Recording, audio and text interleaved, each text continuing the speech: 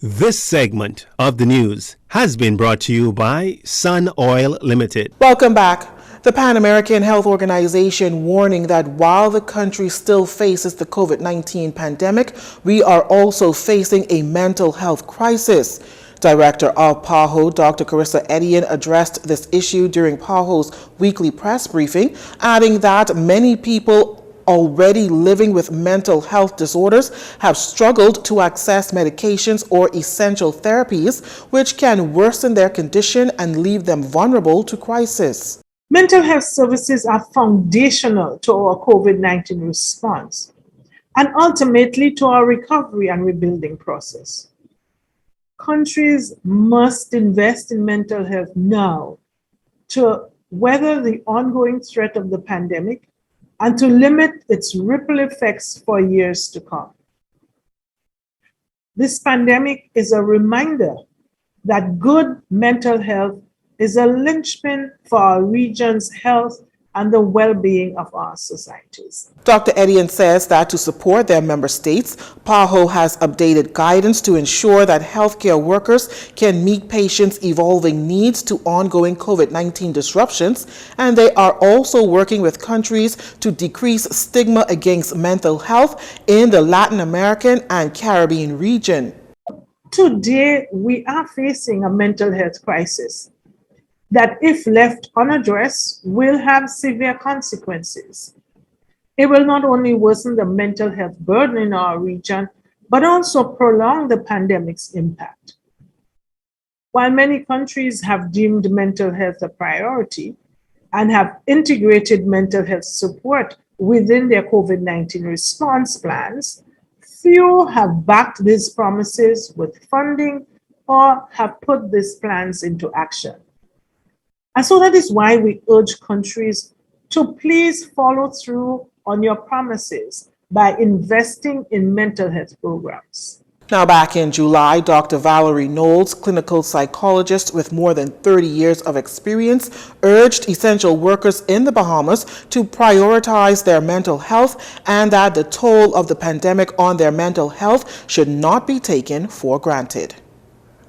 In our national COVID-19 update, 55 additional cases of COVID-19 confirmed for Monday, August 16th, 24 confirmed here in New Providence, 14 on Exuma, 6 on Grand Bahama and Abaco each, 4 on Eleuthera, and 1 case on Andros.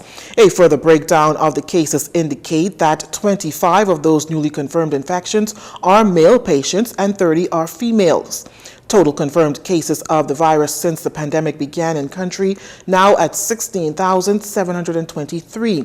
There are 2,920 active cases in country, 137 of which are in hospital. 118 are considered moderately ill, while 19 are in the intensive care unit. 97 recoveries were also confirmed on the same date. Recoveries now total 13,361. The death toll remains at 313. However, health officials also confirmed that there are 2 additional deaths under investigation. That category now stands at 44. To date, 127,754 tests have been completed. The Ministry of National Security is weighing out some options regarding mandatory vaccinations for members of the armed forces to be fully vaccinated. Minister with Responsibility Marvin Dames telling reporters as much just before the weekly cabinet meeting on Tuesday, and it's all in an effort to stay one step ahead of the COVID-19 virus that continues to wreak havoc across the globe. Well, we're exploring some options. I don't know if we're there yet, but we're looking at some options, because one of the things that we want to ensure is that that our agencies are not decimated. And the way this Delta variant is spreading throughout the world, we want to be proactive, as we would have been at the beginning of this pandemic. The minister notes that he is working on getting the figures on the officers who have already been vaccinated, while also encouraging officers to get the jab. Asked when the vaccination process will start for inmates at the Bahamas Department of Corrections, Minister Dames says that there was no date as yet when that process would start, but it is on his ministry's agenda. we're taking every steps to ensure that we keep those numbers as low as possible. And two, one person is affected, and if you're working with 100 persons, that means 100 persons have to go into quarantine. So we're constantly looking at ways. With the government extending the state of emergency to November 13th, the question on the minds of those still unemployed and receiving unemployment assistance through the government's unemployment assistance program for the pandemic is whether that assistance, which was due to end at the end of September, will continue. Minister with responsibility for the National Insurance Board, Brenzel Roll, says a decision has yet to be made. NIB alone has paid out over $100 million. The government has paid out over $250 million. You were aware that the emergency orders were just extended. We have not met since that episode.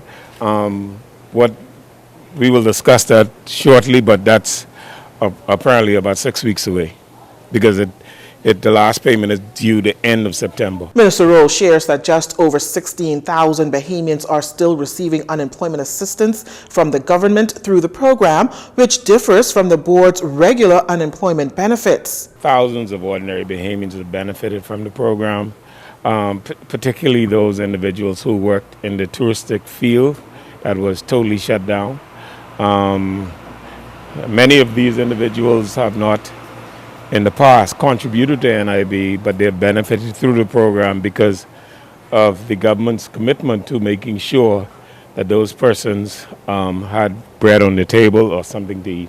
That's the government money. That's the money that the government either makes or had to divert from its other projects, and these funds were diverted to ensure that people had something to eat and some way to survive. And so many of the projects that the government may have planned had to be put on the shelf until this pandemic is over. At the start of the pandemic, there were 34,000 individuals who were receiving weekly assistance from the government following lockdowns due to the pandemic.